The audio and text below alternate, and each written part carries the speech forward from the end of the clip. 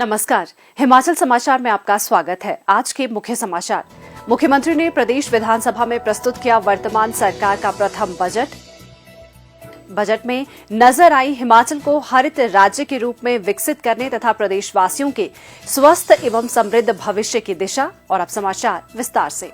मुख्यमंत्री ठाकुर सुखविंदर सिंह सुक्खू ने आज प्रदेश विधानसभा में वर्ष 2023-24 के लिए वर्तमान सरकार का प्रथम बजट प्रस्तुत किया। इस बजट में प्रदेशवासियों के स्वस्थ एवं समृद्ध भविष्य की दिशा तथा हिमाचल प्रदेश को हरित राज्य के रूप में विकसित करने के कदम प्रस्तावित किए गए हैं। अध्यक्ष महोदय, भगवान श्री कृष्ण ने कहा है कि वस कर्म तुम्हारा कल होगा, और कर्म अगर सच्चाई है तो कर्म कहाँ निष्फल होगा। हर एक संकट का हल होगा, वो आज नहीं तो कल होगा।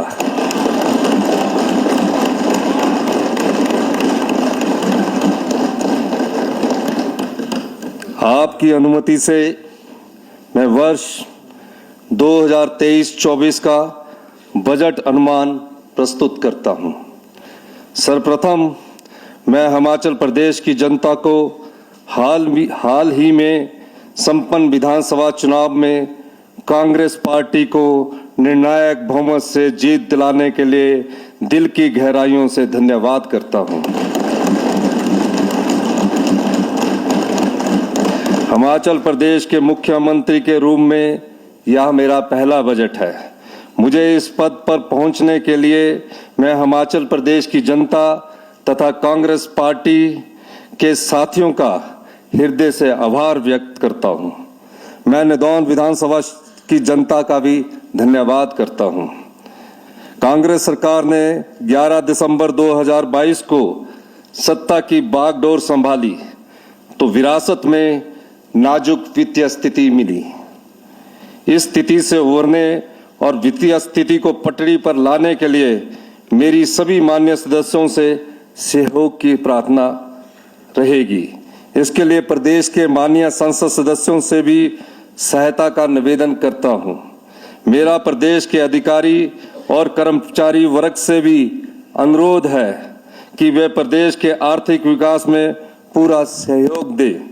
हमारी सरकार का विश्वास है यह बजट केवल औपचारिक दस्तावेज न होकर प्रदेश के विकास को नई सोच के साथ नई दिशा देने वाला एक नीतिगत दस्तावेज सिद्ध होगा। अध्यक्ष महोदय, कांग्रेस सरकार को अप्रत्याशित कर्ज का बोझ और कर्मचारियों और पेंशनर्स के एरियर एवं महंगाई भत्ते की 10,000 करोड़ रुपए की देनदारी विरासत में मिली है। पिछली सरकार की नीतियों के कारण आज प्रत्येक हिमाचल वासी पर 92,833 रुपए का कर्ज हो गया है। जून 2022 के बाद जीएसटी मुआवजा बंद होने से राज्य के बजट पर प्रतिकूल प्रभाव पड़ा है, जो आगामी कुछ वर्षों तक रहेगा। केंद्र सरकार से मिलने वाला राजस्व घाटा अनुदान 2022-23 में 9,377 करोड़ से घटता 2025-26 में मात्र 3,257 करोड़ रुपया रह जाएगा। इन सभी चुनौतियों के बावजूद प्रदेश के विकास की गति में कमी नहीं आने दी जाएगी। मैं हिमाचल के लोगों को आश्वस्त करना चाहता हूं कि हमारी सरकार पूर्ण निष्ठा के साथ कार्य करेगी। वर्तमान कांग्रेस सरकार की विकास नीतियों को लागू करने के लिए कांग्रेस प्रतिज्ञा पत्र का पॉलिसी डॉक्यूमेंट के रूप में अनुसरण किया जाएगा। प्रदेश की जनता ने कांग्रेस प्रतिज्ञा पत्र 2022 में निहित गारंटियों को पूर्ण विश्वास व्यक्त किया है, जिनको लागू करने के लिए हम कृत संकल्प हैं। हमारी सरकार सत्ता सुख के लिए नहीं बल्कि व्यवस्था परिवर्तन के लिए काम कर रही है। शिमला के ऐतिहासिक रिज मैदान पर शपथ ग्रहण करने के तुरंत बाद सचिवालय जाने की परंपरा को तोड़ते हुए मैंने टूटी गंडी स्थित बालिका आश्रम में जाकर वहां रह रहे बच्चों के साथ विशेष भेंट की। उनसे बातचीत के दौरान मुझे बहुत कुछ सीखने को मिला तथा उनकी समस्याओं को जान पाया। मैंने उनके उत्थान के लिए मुख्यमंत्री सुख आश्रय योजना का शुभारंभ किया। हमारी सरकार ने सत्ता ग्रहण करते ही पुरानी पेंशन योजना बहाल करने की घोषणा की है। इसका लाभ 1,36,000 एनपीएस कर्मचारियों को मिलेगा।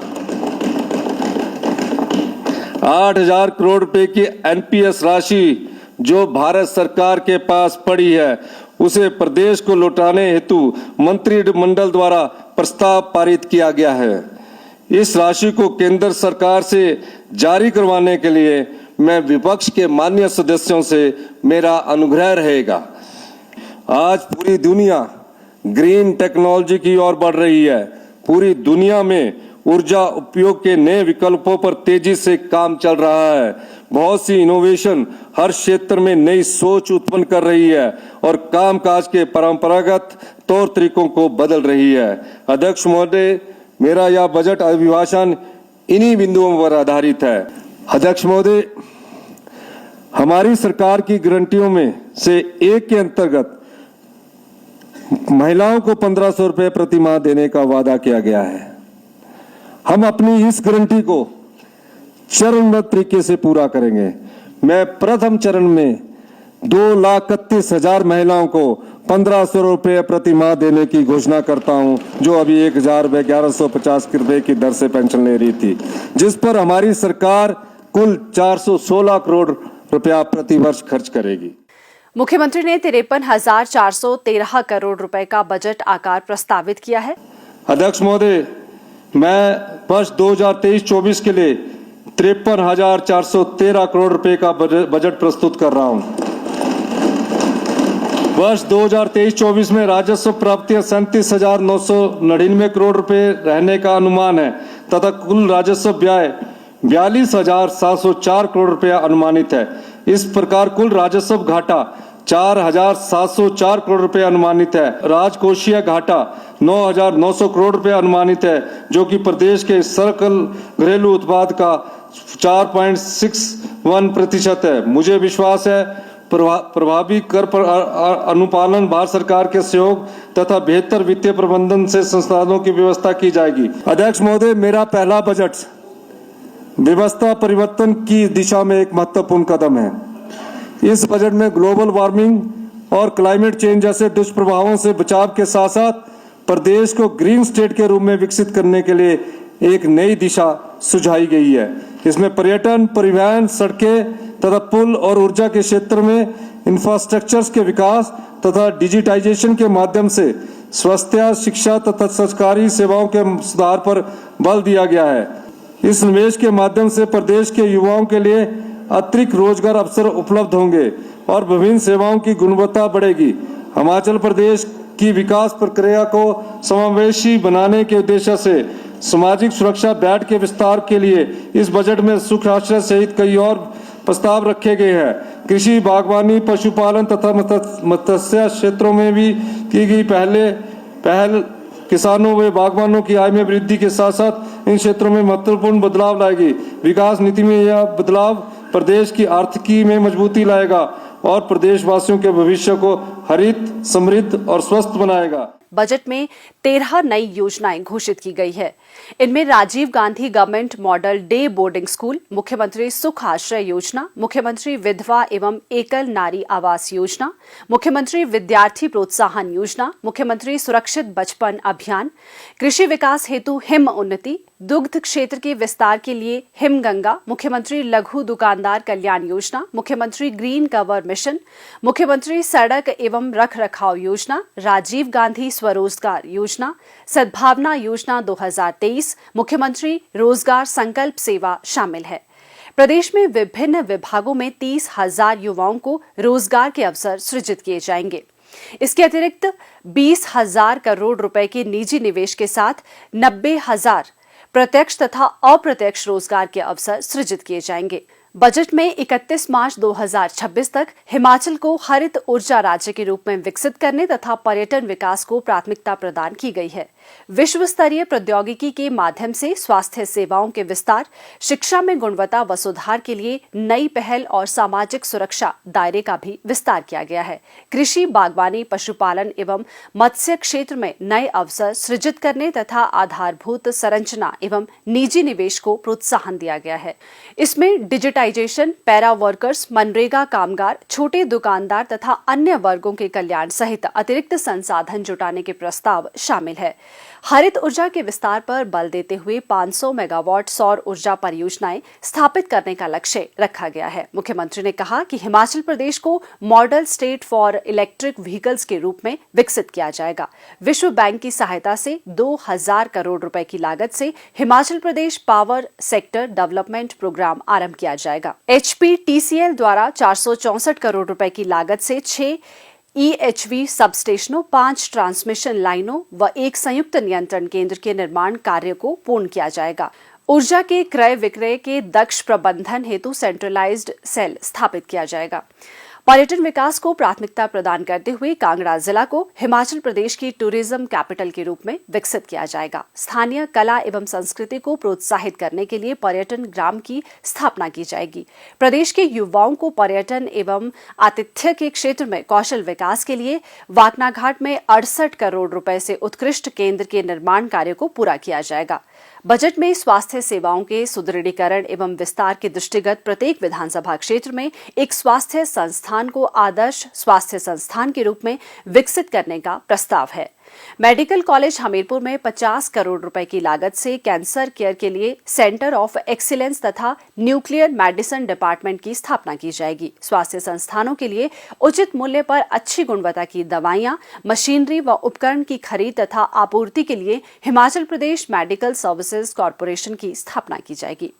मुख्यमंत्री ने कहा कि शिक्षा में सुधार एवं आवश्यक अधोसंरचना के विस्तार के दृष्टिगत प्रत्येक विधानसभा क्षेत्र में Rajiv Gandhi government model day boarding school खोले जाएंगे। इन स्कूलों में बेहतर शिक्षा के साथ खेल सुविधाएं व स्विमिंग पूल इत्यादि भी होंगे। प्रदेश के 4 इंजीनियरिंग कॉलेजों और 8 पॉलिटेक्निकों में आगामी 5 वर्षों में मेरिट योजना लागू की जाएगी। कौशल विकास निगम द्वारा ड्रोन, इलेक्ट्रिक व्हीकल्स एवं सौर ऊर्जा क्षेत्रों में 500 युवाओं को प्रशिक्षण प्रदान किया जाएगा। ठाकुर सुखविंदर सिंह सुक्खू ने कहा कि सामाजिक सुरक्षा दायरे का विस्तार किया गया है। अनाथ और विशेष रूप से दिव्यांग बच्चों, निराश्रित महिलाओं और बुजुर्ग व्यक्तियों के लिए मुख्यमंत्री सुख आश्रय योजना के अंतर्गत 27 वर्ष आयु तक के पात्र अनाथ बच्चों एवं व्यक्तियों के लिए सरकार ही माता, सरकार ही पिता का दायित्व निभाएगी।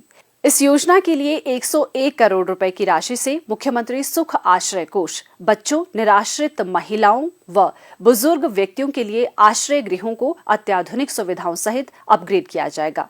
सुंदरनगर व ज्वालामुखी में आदर्श ग्राम सुख आश्रय परिसर का निर्माण किया जाएगा। युवाओं को प्रदेश, देश व अंतर्राष्ट्रीय स्तर पर रोजगार अवसर प्रदान करने के लिए मुख्यमंत्री रोजगार संकल्प सेवा योजना आरंभ की जाएगी। दिव्यांगजन राहत भत्ता योजना के तहत 9000 नए लाभार्थियों को लाया जाएगा। 7000 विधवाओं एवं एकल नारियों को घर बनाने के लिए एक नई मुख्यमंत्री विधवा एवं एकल नारी आवास योजना आरंभ की जाएगी। गरीब बच्चों को उच्च शिक्षा के लिए मुख्यमंत्री विद्यार्थी प्रोत्साहन योजना के अंतर्गत ऋण के ब्याज पर उपदान दिया जाएगा। 20,000 मेधावी छात्राओं को इलेक्ट्रिक स्कूटी पर 25,000 रुपए तक का उपदान दिया जाएगा। प्रदेश में मुख्यमंत्री सुरक्षित बचपन अभियान आरंभ किया जाएगा। नशा एवं मादक पदार्थ मुक्त हिमाचल अभियान भी आरंभ किया जाएगा। उन्होंने कहा कि बजट में किसानों, बागवानों, पशुपालकों एवं मत्स्य क्षेत्र में नए अवसर सृजित किए गए हैं। कृषि के समग्र विकास के लिए क्लस्टर अप्रोच के आधार पर एकीकृत हिम उन्नति योजना आरंभ की जाएगी। कृषि यंत्रीकरण उप अभियान के अंतर्गत किसानों को ट्रैक्टर पर 50% उपदान प्रदान किया जाएगा। प्रदेश में दुग्ध उत्पादन को बढ़ावा देने के लिए एक नई योजना हिमगंगा आरंभ की जाएगी। युवाओं को स्वरोजगार से जोड़ने के लिए राजीव गांधी स्वरोजगार योजना आरंभ की जाएगी। ई टैक्सी पर मिलने वाला उपदान सभी वर्गों के लिए 50% होगा। नई औद्योगिक नीति तथा निवेशकों की सुविधा के लिए निवेश प्रोत्साहन ब्यूरो की स्थापना की जाएगी। एक जिला एक उत्पाद को प्रोत्साहित करने के उद्देश्य से यूनिटी मॉल का निर्माण किया जाएगा। लोगों को उत्कृष्ट सड़कें उपलब्ध करवाने के लिए मुख्यमंत्री सड़क एवं रखरखाव योजना आरंभ की जाएगी। डिजिटाइजेशन को बढ़ावा देते हुए स्टेट डाटा सेंटर का विस्तार किया जाएगा। परिवारों से संबंधित आवश्यक सूचना के साथ हिम परिवार की स्थापना की जाएगी। इससे विभिन्न सरकारी योजनाओं का लाभ लेने में सुविधा होगी। बजट में दिहाड़ीदारों को 75 रुपए बढ़ोतरी के साथ 375 रुपए प्रतिदिन दिहाड़ी की घोषणा की गई है। आंगनबाड़ी कार्यकर्ताओं, सहायिकाओं, मिड डे मील वर्कर, शिक्षा विभाग के जलवाहकों, जल रक्षकों, जल शक्ति विभाग के मल्टीपर्पज वर्कर्स, पैराफिटर तथा पंप ऑपरेटर इत्यादि के मानदेय में बढ़ोतरी की गई है। पंचायती राज संस्थाओं तथा स्थानीय नगर निकायों के जनप्रतिनिधियों के मानदेय में भी बढ़ोतरी की गई है। प्रदेश की संस्कृति एवं कला के प्रचार प्रसार के लिए राज्य के प्रमुख शहरों में हिमाचल उत्सव का आयोजन किया जाएगा। बजट में अतिरिक्त संसाधन जुटाने के दृष्टिगत विभिन्न उपाय किए गए हैं। इनमें विद्युत उत्पादन के लिए लगने वाले पानी पर वाटर सेस, शराब पर प्रति बोतल 10 रुपए, दूध उपकर, आबकारी नीति को पारदर्शी बनाने के लिए बदलाव इत्यादि शामिल है। निश्चित तौर पर मुख्यमंत्री द्वारा पेश ये बजट उन्नत हिमाचल के निर्माण तथा व्यवस्था परिवर्तन में दूरगामी साबित होगा। नमस्कार, मेरा नाम पंकज वालिया है और मेरा पर्यटन से संबंधित व्यवसाय है। सबसे पहले मैं प्रदेश सरकार और माननीय मुख्यमंत्री ठाकुर सुखविंदर सिंह सुक्खू जी का धन्यवाद करना चाहता हूं, जिन्होंने हिमाचल को टूरिज्म में एक नई सोच, एक नई पहल दी है। कांगड़ा को उन्होंने पर्यटन कैपिटल जो उन्होंने घोषित किया है, उसके लिए मैं धन्यवाद करता हूं इनका। मेरा नाम कनिका ठाकुर है। मैं जिला चंबा की निवासी हूं। प्रदेश सरकार ने बजट 2023-24 में 20,000 मेधावी छात्राओं को इलेक्ट्रिकल स्कूटी पर 25,000 के उपदान देने पर प्रदेश सरकार का बहुत बहुत धन्यवाद करती हूं। मैं रणवीर सिंह, गांव दघाना, पोस्ट ऑफिस चकली, तहसील ना, डिस्ट्रिक्ट सिरमौर का स्थायी निवासी हूं। मैं एक ट्रांसपोर्टर हूं। मेरी रणवीर ट्रेवल्स के नाम से बसें चलती हैं। आज हिमाचल सरकार ने इलेक्ट्रिक वाहनों के लिए जो 50% सब्सिडी और अधिकतम 50 लाख तक का अनुदान, अपने बजट में जो अनुदान दिया, उसके लिए हम हिमाचल प्रदेश सरकार और ठाकुर सुखविंदर सिंह सुक्खू जी, मुख्यमंत्री हिमाचल प्रदेश का बहुत बहुत धन्यवाद करता हूँ। प्रदेश सरकार ने आज जो बजट पेश किया है वो बहुत ही सराहनीय कदम है। इसमें सभी वर्गों का ख्याल रखा गया है और साथ ही साथ जो रोज़गार देने की जो बात की है, 30,000 नौजवानों को जो रोज़गार की बात की है, बहुत ही अच्छा कदम है। हिमाचल समाचार देखने के लिए सब्सक्राइब करें YouTube channel information and public relations department HP, follow करें ट्विटर @DPR-HP, लाइक करें Facebook page information and public relations department Himachal Pradesh, visit करें वेबसाइट www.himachalpr.gov.in। इस अंक में इतना ही। कल फिर होगी मुलाकात। दीजिए इजाजत। नमस्कार।